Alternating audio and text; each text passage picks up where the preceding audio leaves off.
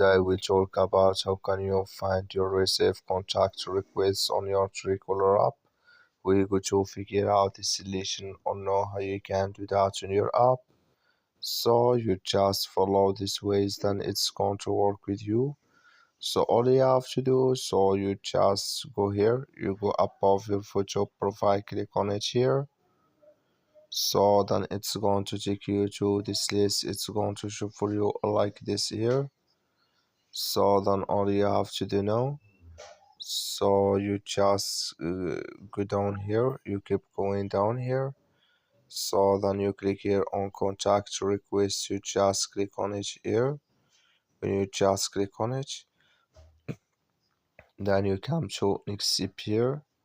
So then here you will find or received any new contacts requests you have. I have nothing, but if you have it, it's going to show for you here in this list.